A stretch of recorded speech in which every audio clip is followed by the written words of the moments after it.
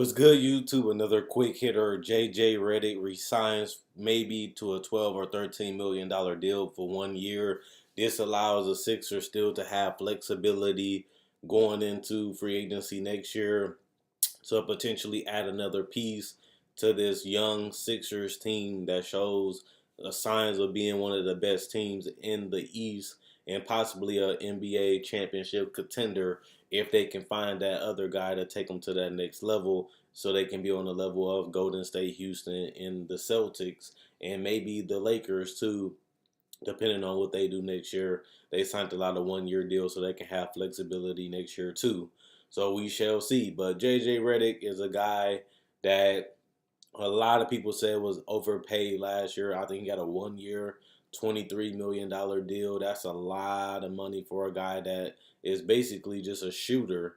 But at the end of the day, that was kind of an overpay. I feel like he was going to come in and do his role. They needed the floor spacing, they needed the movement. Brett Brown and and Greg Popovich, they like the pace and space. Everybody touching the ball, everybody moving, and that's what JJ really does. If he doesn't really have a shot, is either he's going to shoot or he's going to pass it.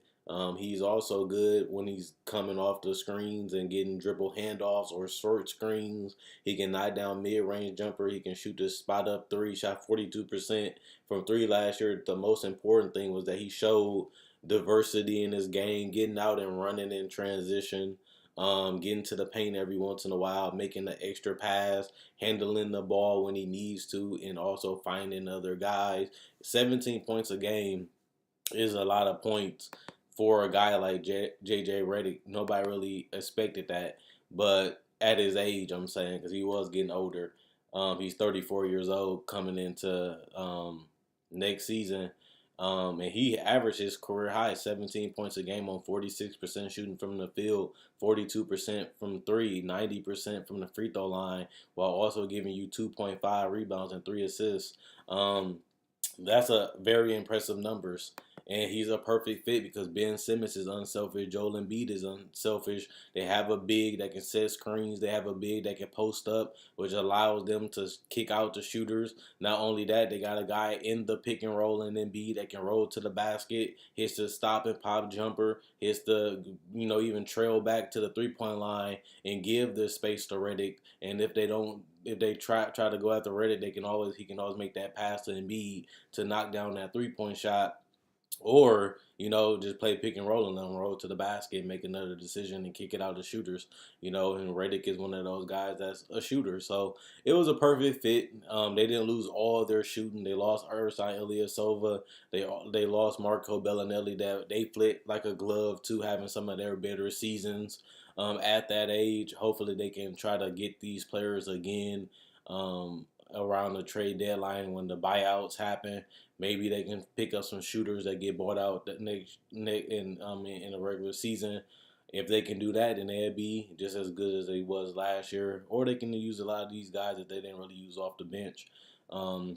Maybe they can develop and help them out and knock down some threes because they're younger. They're on rookie contracts. So it's about the same thing. Give them minutes to your young players instead of just signing veterans, and maybe that will help. But JJ Redick is still a starter in his league. He's a solid defender. He's more of a complete player at this age. Even though he is older, he has, ironed out a lot of his game, and he don't really have major glaring holes as he did before.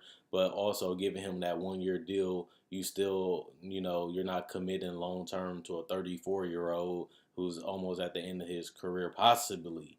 And even though he is a good fit, you still keeping your options open, whether it's through the draft or whether it's through free agency, to go out there and sign somebody big name that can take you to the next level. So I like this pickup for the Sixers. I liked it last year, even at the $23 million price. Now he's $10 million less, and he's going to basically fit in the same role that he did. He knows the players, he knows the system, he knows what to do, he knows what he has to do, he knows where to be out on the court. It's not going to be any growing pains because he played there last year. So this is a perfect fit. This is what they need, and we're going to see what else they're going to do to fill out and see what they're going to do with the rest of this roster. But this is a good acquisition And they proved it last year. Why not running back this year? Joel Embiid wasn't really healthy. They still had some chemistry problems because they missed a lot of guys with injuries. Maybe Markel Fultz become that other shooter, that other ball handler that replaces a Marco Bellinelli. He can do more. He's more athletic. He has a more complete game. Maybe he can take up those minutes. He's off the bench, like I said. So maybe Markel Fultz become more of a vocal point. Maybe he can play the two coming off the bench. Maybe he can play the point every once in a while. You still got McConnell that can play the point. So maybe they just give all those minutes to Fultz, which ain't a bad idea since he was a number one pick for a reason. Maybe it's time for him to step up, and it should be because I'm a fan of Markel Fultz. So let me know what you guys think about the Sixers re-signing J.J. Redick, giving him a 1 year deal on a cheaper contract. He is older, but he aged like fine wine. He's getting better with age. Um, Let me know what you guys think. Check out my website, analysisplayground.com. Link in the description. In the comment section below. Check out my Facebook page, analysisplayground.com. Link in the description in the comment section below. Quinn Way Basketball Analysis. I'm gone. And let me know what you guys think in the comment section below.